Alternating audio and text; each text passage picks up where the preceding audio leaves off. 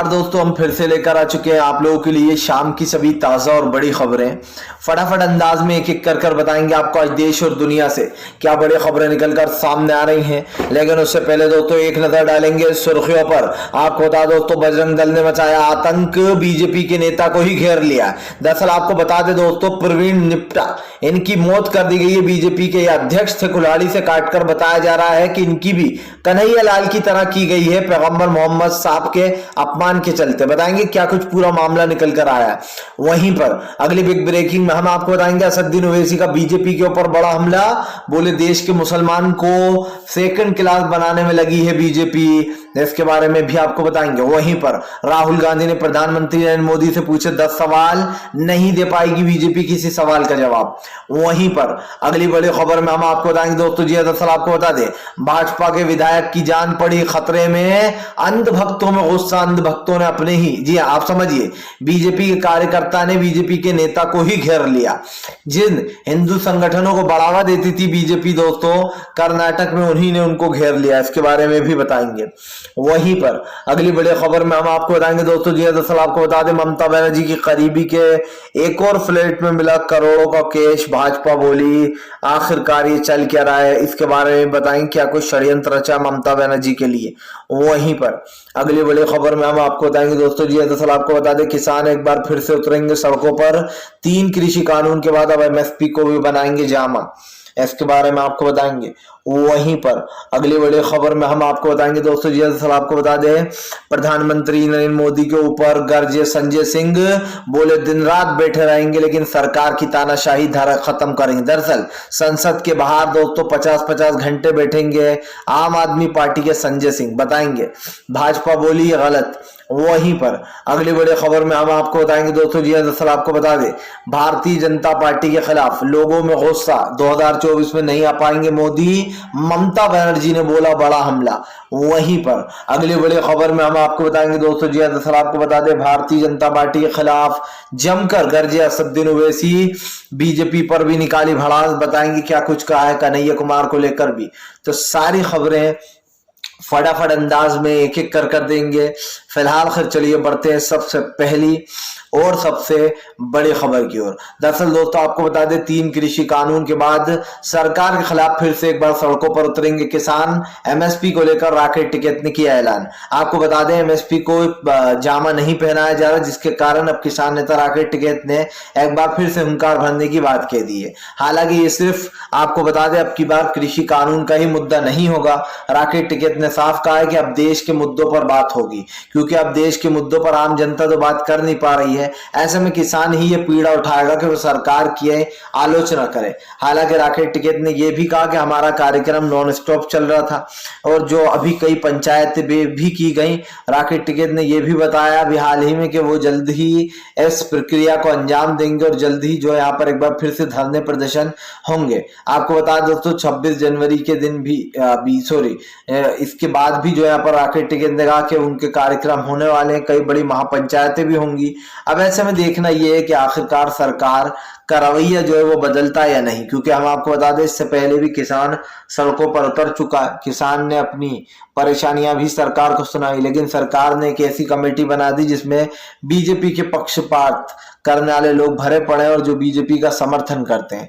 जाहिर सी बात है आप एक कानून बना रहा, उस कानून में आपने एक ऐसे लोग भर दिए जो बीजेपी के कट्टर समर्थक माने जाते हैं और कृषि कानून का शुरू से समर्थन कर रहे हैं। चलिए बढ़ते हैं एक और अगली बड़ी खबर की ओर। बता दोस्तों कर्नाटक में भयंकर हंगामा। प्रवीण लिट्टी जो है दोस्तों उनकी कुल्हाड़ी से काटकर मौत हो गई कर दी गई है। बताया जा रहा है ये मामला जो है पैगंबर मोहम्मद साहब से जुड़ा हुआ है। दरअसल आपको बता दें प्रवीण ने एक पोस्ट किया था जिसमें उन्होंने कन्हैया लाल और नुपुर शर्मा के बारे में जो उन्होंने सपोर्ट किया था उसको सही ठहराया था। आप कन्हैया कुमार ने जो भी ट्वीट किया था दोस्तों वो तो सबने ही देखा था कि ट्वीट वो किस तरीके से एक तरीके से कह सकते हैं कि नुपुर की कमजोरियों को या फिर नुपुर की बदतमीजी को कन्हैया कुमार बढ़ावा दे रहे थे। हालांकि दोस्तों उनको जो मारा गया वो सरासर गलत था और उसके लिए कहीं ना कहीं दिल में दुख भी है कि आप किसी को, सबकी सोच अलग अलग होती है, आप किसी को ऐसे मान नहीं सकते। लेकिन अब कन्हैया के बाद बताया जा रहा है कि प्रवीण को भी इसी मामले में मारा गया पैगंबर मोहम्मद साहब के बारे में काट कर। आपको बता दें, अब बीजेपी ने जो लोगों को पाल रखा था दोस्तों, जो लोग बीजेपी की सहायता करते थे या रक्षा करते थे, अब वो ही बीजेपी के खिलाफ हो गए। आपको बता दें, हंगामा कर्नाटक में भयंकर हंगामा हो रहा है। एक तरफ तो जो है यहाँ पर कर्नाटक में इतना हंगामा हुआ कि बीजेपी नेता को ही वहां के लोगों ने घेर लिया। बीजेपी नेता की कार में दोस्तों उनको घेर लिया गया और कारों को जोरदार तरीके से हिलाया गया। जाहिर सी बात दोस्तों, जिन बीजेपी नेताओं ने हिंदू परिषद या फिर बजरंग दल के लोगों को पालना शुरू किया था, अब वो अपनी ही पार्टी के खिलाफ होते जा रहा है। दरअसल आपको बता दें, जब से प्रवीण की कुल्हाड़ी से काटकर हत्या की गई है, तब से अंधभक्तों में बहुत ज्यादा रोष है और ऐसे में उन्होंने अपने ही नेता को घेर डाला। कुछ लोग उस कार को छुड़ाने की कोशिश कर रहे हैं, वो कह रहा है ये तो अपने ही नेता है, लेकिन वहां के जो लोग हैं वो मानने को तैयार नहीं है। आपको बता दें दोस्तों, लगातार ये चीज होती जा रही थी और ये हमने आपसे पहले भी कहा था कि बीजेपी रक्षक नहीं बल्कि दोस्तों भक्षक बन चुकी है। ऐसे में अब बीजेपी के लोगों ने, या फिर यूं कहते हैं कि बीजेपी ने जिन लोगों को पाल पोस कर बड़ा किया है, चाहे वो बजरंग दल हो या फिर विश्व हिंदू परिषद हो दोस्तों, अब वही लोग बीजेपी को मिटाने में लग गए हैं। कल किस तरीके से कर्नाटक में हंगामा हुआ, यहाँ तक कि बॉम्बई सरकार को घेर लिया गया है। बताएंगे क्या कुछ खैर बॉम्बई का मामला है, लेकिन फिलहाल ये तो साफ हो जाता है दोस्तों कि इस वक्त लोगों में रोष है। इन कड़ियों को जोड़ा जा रहा है दोस्तों और ये भी कहा जा रहा है कि फिलहाल कन्हैया कुमार और ये प्रवीण जिनकी जान गई है, जो कि बीजेपी युवा मोर्चा के अध्यक्ष थे दोस्तों, इनकी जान जो यहाँ पर इसी वजह से ली गई है क्योंकि पैगंबर मोहम्मद साहब के बारे में अपमानजनक टिप्पणियां की गई थी। हालांकि इस मामले में 10 लोगों को गिरफ्तार भी किया गया है, लेकिन अब देखना यह होगा कि आखिरकार ये मामला कहाँ तक जाता है और कैसे इस मामले में जो है यहाँ पर बदलाव आता है। फिलहाल यहाँ पर ये मामला तो अभी उलझ चुका है क्योंकि ये साफ हो जाता है कि फिलहाल अब इनका जो मामला है वो भी कन्हैया कुमार की तरह ही हो गया है। चलिए बढ़ते हैं एक और अगली बिग ब्रेकिंग की तरफ। बताया दोस्तों अगली जो बड़ी खबर निकल कर आ रही है, दरअसल दोस्तों आपका दादा राहुल गांधी ने प्रधानमंत्री नरेंद्र मोदी से पूछा 10 सवाल, 10 सवालों के मांगे जवाब। दरअसल दोस्तों प्रधानमंत्री नरेंद्र मोदी पूरे देश में किस तरीके का माहौल बना चुके हैं ये आपने बखूब देख लिया है। आज जो देश की परिस्थितियां हैं, जो देश में हो रहा है दोस्तों, ये आप बखूब देखना है। प्रधानमंत्री नरेंद्र मोदी ने एक तरीके से ये कह सकते हैं कि आज जितनी भी चीजें हैं उसको रोकने की कोशिश की गई है, लेकिन दोस्तों इस बात को भी झुटलाया नहीं जा सकता कि प्रधानमंत्री ने देश में अराजकता और नफरत का एक माहौल बना रखा है। आप देखिए कि देश में जो एक पहल करी गई है उसमें कहीं ना कहीं दोस्तों कहना गलत तो नहीं होगा कि बीजेपी ने कई बार ये चीजें करने की कोशिश की है और ये बताने की कोशिश की है कि फिलहाल देश का जो माहौल है वो पूरी तरीके से गरमाया हुआ है। राहुल गांधी ने कहा कि प्रधानमंत्री मेरे सवालों का जवाब दे, रुपए डॉलर के आगे बेहाल क्यों होता चला जा रहा है, क्यों संसद में महंगाई के मुद्दे पर बात नहीं करने दे रही मोदी सरकार, क्यों आज हमारे देश का युवा लगातार बेरोजगारी की जिंदगी जी रहा है। लेकिन दोस्तों इन सवालों के जवाब प्रधानमंत्री के पास नहीं होंगे क्योंकि प्रधानमंत्री को तो सिर्फ एक ही चीज आती है, विपक्ष सवाल पूछे तो विपक्ष का मुंह बंद कर दो। अगर विपक्ष संसद में आवाज उठाए तो कह दो कि इस मुद्दे पर बात नहीं होगी। यानी कि दोस्तों सरकार महंगाई, गरीबी, बेरोजगारी के मुद्दे पर बात ही नहीं करना चाहती है। सरकार को दरअसल क्या लगता है दोस्तों कि ये जो महंगाई, बेरोजगारी का मुद्दा है, ये मुद्दा जो है यहाँ पर बहुत बड़ा मुद्दा है। लेकिन आप समझिए सरकार की जो नियत है ना दोस्तों, या फिर जो इनकी करनी है, वो आपको और हमें साफ साफ दिखाई दे रही है। इससे पहले भी दोस्तों सरकारें हुआ करती थी, ऐसी बात नहीं है कि ये दुनिया में पहली ही सरकार बनी है जो सोचती है कि हम विपक्ष को भी दबा लें, इसका मुंह भी बंद कर दें।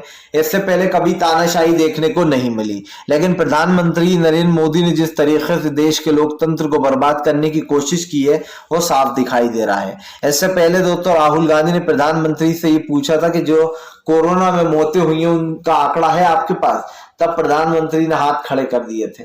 जब भी प्रधानमंत्री से दोस्तों कोई उनकी असलियत पूछ लेता है, सवाल पूछ लेता है, तो बीजेपी को बहुत मिर्ची लग जाती है। आप समझिए महंगाई का मुद्दा और बेरोजगारी का मुद्दा दोस्तों बीजेपी के लिए इसलिए बढ़ता जा रहा है क्योंकि सब जानते हैं कि 2024 में आने से पहले अभी कई राज्यों में चुनाव है और बीजेपी दोस्तों ये कभी नहीं चाहेगी कि महंगाई का मुद्दा संसद में गूंजे, क्योंकि बीजेपी को किसी भी तरीके से अब चुनाव जीतना है। अब भाई जैसे ही राज्यों में चुनाव आते हैं बीजेपी एक्टिव हो जाती है, लेकिन सवाल ये भी उठता है कि भारतीय जनता पार्टी के इस चेहरे का मतलब क्या है, क्योंकि बीजेपी दोस्तों चाहे कुछ भी करती रहे, लेकिन बीजेपी का जो एक फेस है ना, वो फेस लोगों के सामने आता है। और सही सी बात, अगर सीधी बात की जाए तो ये है कि प्रधानमंत्री ने दोस्तों अब तक देश के लिए कोई ऐसा काम नहीं किया है जिससे सर उठाकर ये कहा जाए कि देखिए 10 साल में भाजपा की सरकार ने ये कर दिखाया। चलिए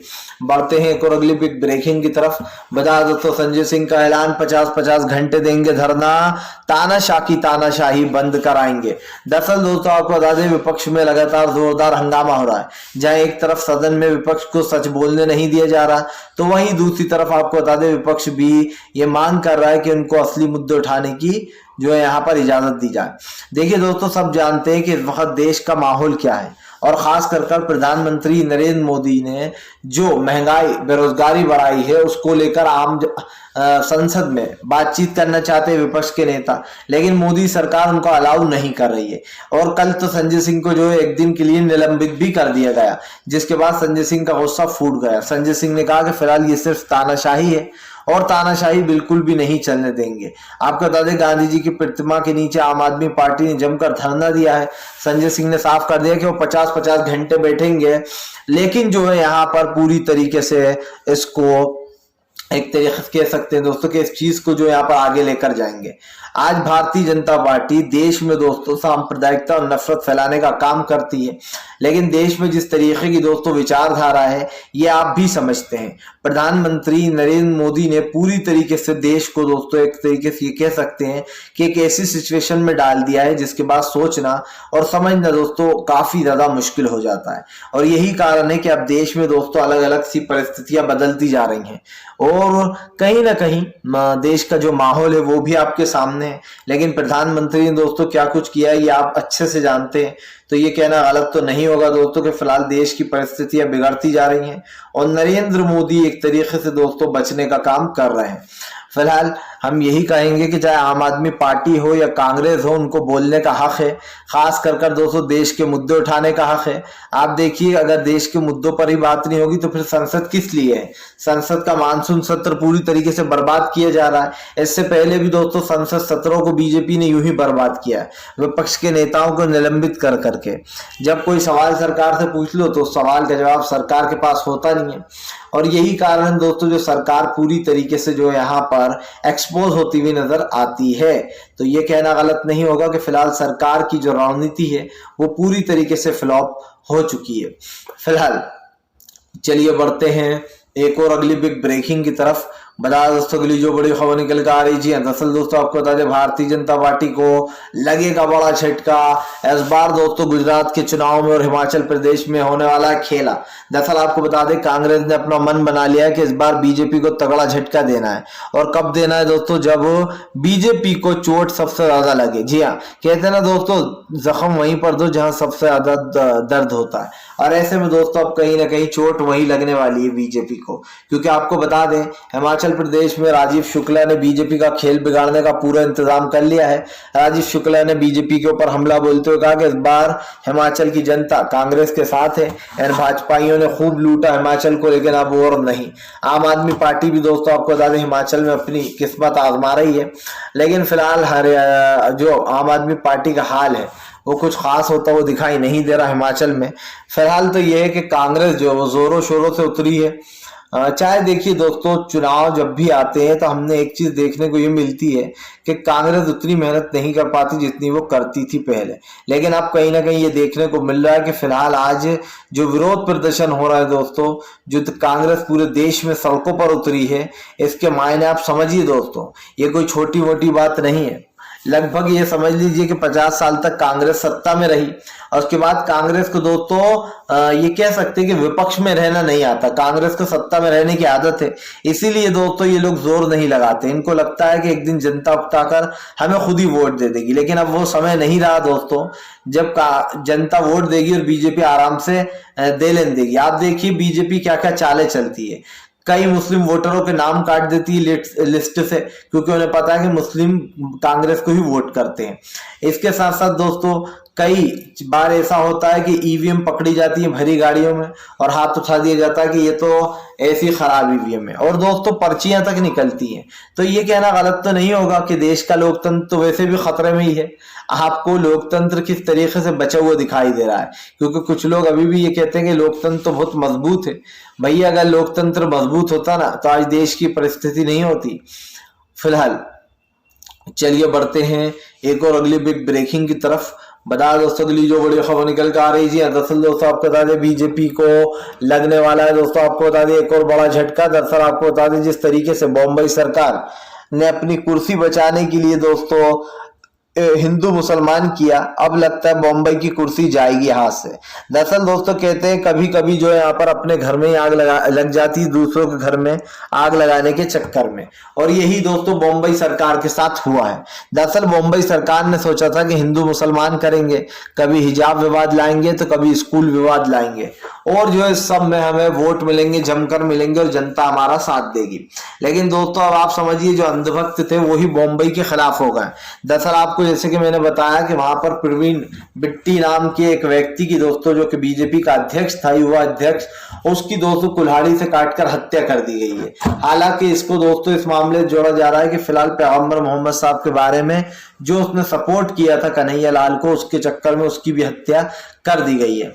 लेकिन इस बात की दोस्तों कोई पुख्ता सबूत नहीं है कि वो बेसिकली है भी या फिर नहीं, इस मामले में है या नहीं, पैगंबर वाले में बिल्कुल क्लियर ये पता नहीं है दोस्तों, लेकिन ये बात मानकर चल रहा है। तो अब आप समझिए बॉम्बई सरकार के खिलाफ विश्व हिंदू परिषद के लोगों ने जमकर हंगामा काटा और बॉम्बई का इस्तीफा मांग लिया है। आपको बता दोस्तों ये लोग वही हैं जो अभी 2 दिन पहले तक हिजाब का विरोध कर रहे थे, बॉम्बई सरकार के साथ खड़े थे, सड़कों पर उतर रहे थे।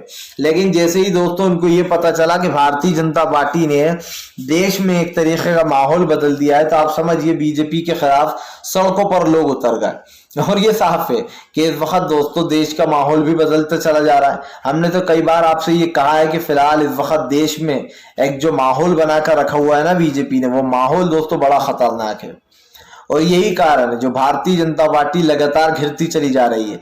बीजेपी को दोस्तों समझ में नहीं आ रहा कि वो क्या करे।